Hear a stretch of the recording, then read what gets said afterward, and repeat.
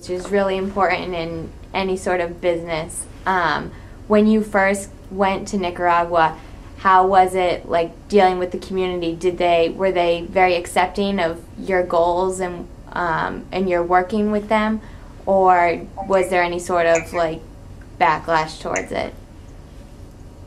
Well, I walked into a difficult situation at a difficult time, like I mentioned before, where there was this tension and strife between the nonprofit and the cooperative.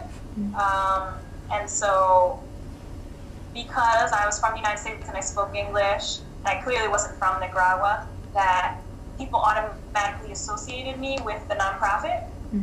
So it was like just by my nature of being there and being who I was and where I was from, everyone assumed that I was in the same camp as the nonprofit. And so the nonprofit had some like divisive history with the community themselves way before I got there. So I was certainly confronted a lot with the legacy of the nonprofit. And depending on what people's stances were in the community, whether they liked the nonprofit or whether they didn't, sort of dictated how they would react to me, at first anyway. And then, yeah, there has been a lot of tension and still continues to be there in that community surrounding these projects. So, yes, I would say I got quite a bit of Okay. I guess I would say. What were some of your guys' biggest challenges in the Nicaraguan Garment Workers Fund? Well, we didn't know what we were doing at all, so that's a challenge. I mean, doing everything from trying to, get tax-exempt status, to opening a bank account, to fundraising, any of those basic things, we didn't know what to do, as well as we didn't have any experience in international logistics and supply chain management and production and whatever. So we just learned a lot as we were going about how to be the most effective and how best to use our time, because I was in school and I was working full time when this whole thing sort of really started, and Katie was also working full time. So this was like no one ever had any time to really devote to it. So it was a lot of late nights figuring things out. How do you make an online shopping cart? How do you need to separate the colors if you're going to do a screen print? How much money do you need to have a training or an audit at the factory? And on and on and on. I would say we had a lot of a learning curve. Yeah, it definitely sounds like a challenge. You mentioned Katie. Is she someone you started it with? Yeah, she is the other young woman who worked with me at the factory. She was there for just a month or so when I was there, but we left around the same time.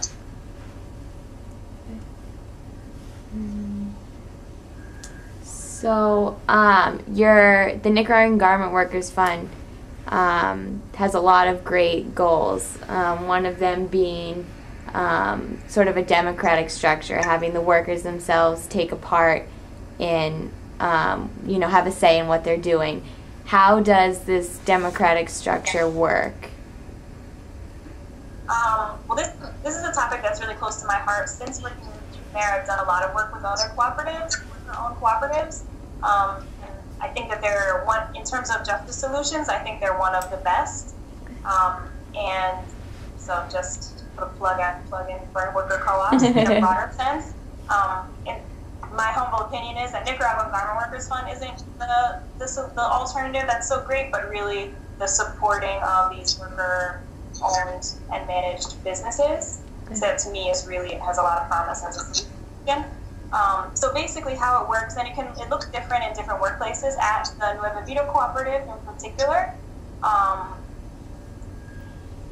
they have their membership. So everyone has an equal say, an equal vote in the management decisions. And anyone can become a member after they've been there for, I think it's a year.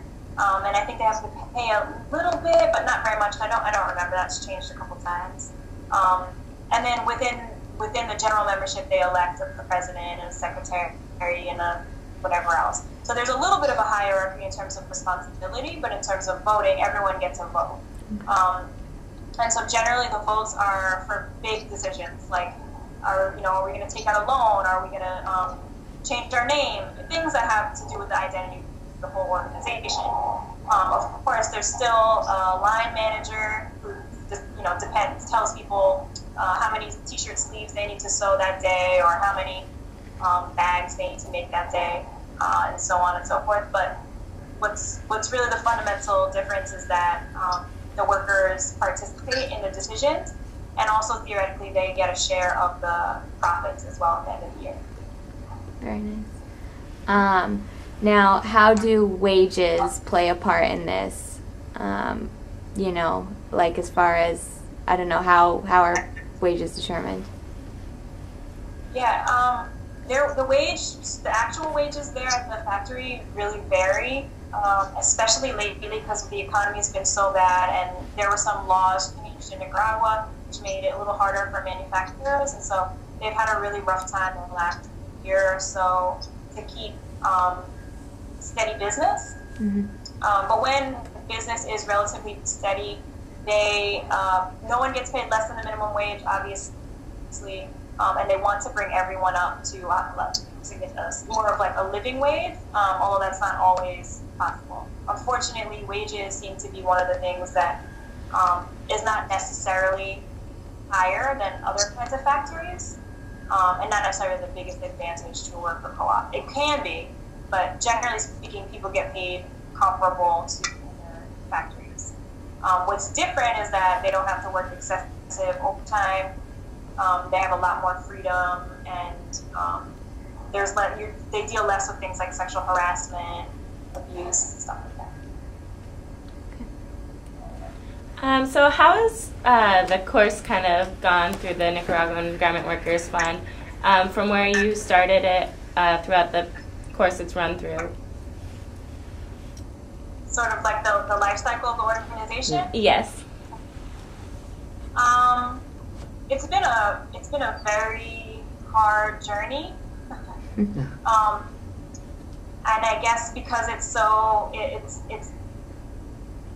not just a nonprofit. There's lots of emotions and people's lives caught up in these in the work. So it's been hard and also really, really rewarding. And I've learned so much from not knowing anything, not knowing how to build a website or where to go to get factory temp status. I mean, I can do all that stuff now pretty well, and sort of navigate the government and business regulations, but also really understand what are the basics. What do you need to start an organization or a business from the ground up? So I feel really thankful to have learned that. I've learned also a lot about customs and border protection, which I didn't really want to, but I do know a lot about that now. Which, if you're dealing with any kind of international business, that's pretty necessary. So we went from this time of not knowing what we were doing to the peak activity where we were giving workshops, spreading the word, raising money, and then we helped support the cooperative through their breakaway from the other nonprofit to get to the point where they really were independent. They of course have loans and other things that are not as tidy, but for the most part, they are now and have been for the last several years an autonomous worker cooperative. So they're making the decisions. It's their neck on the line. No one's telling them what to do. They're getting support, but they're not being told or managed by anyone else. And so that is a gigantic victory, even if it doesn't necessarily show very nicely on any balance sheets or any brochures or anything.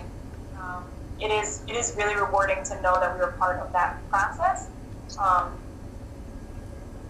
the co-op they're still going strong, and they've been able to really. Last time I was there last summer, they had added on to the factory building. They had hired some more people. They're just like a lot more professional and a lot more ready to take off. You could just see that they were really poised to, just in a really great position. Much, much, much, much better than they were several years before. And I think the Nicaraguan Garment Workers Fund can only really take credit for a small portion of that, but I will take credit for a very small portion of that. Now, what do you see as the future for both the NGWF and for the cooperative? I think the cooperative is going to keep on trucking, and they've been able to hook up with some really great organizations in the in the European Union. I think Germany and some other places. They're getting money from sort of quasi-governmental organizations. Mm-hmm. So they've got some good contacts there. I think they're going to continue to grow. There's things they need to work on, but I think that they're totally gonna make it, and they're gonna do great. The Nicaraguan Garment Fund is officially no longer as an organization, which, like I was mentioning before, I feel really happy and proud about because we accomplished our mission, and we really didn't want to become another nonprofit that was just like raising money, trying to get donations, and continuing to make other communities dependent upon us by playing that role. And so I worked myself out of a job, which was actually really nice. I wish more organizations would do that. But me personally, this is my work, this is my passion, this is what I'm going to do for the rest of my life, hopefully. And so I want to continue to support the co-op and other cooperative factories all over. So whenever the next organization or business starts, it's going to have a similar mission, just to be a little bit broader and geographic. Wow, that sounds great. Do you have any plans to go back to Nicaragua soon? Yeah, I love Nicaragua. It's my favorite place. So hopefully soon. Just maybe when the flights get a little cheaper. Oh yeah, that would help. Well, thank you so much. We definitely learned a lot. Are there any final comments you'd like to inform us of? No, but you guys should definitely check out the Nueva Vida Cooperative. Their website, it's like Nueva Vida FairTradeZone.com or something. And if anyone is in Nicaragua, they should go visit, take a tour, buy shirts from them. Just as much support as they can get, the better for everyone, I think. Awesome. All right, great. Thank you very much. Thank you, Talia, very much. Appreciate you being here with us. If you guys have any other questions or anything, let me know. All right. Thank you. This is the JS Talk Show signing off. Thank you. Thank you for tuning in. Bye. Bye.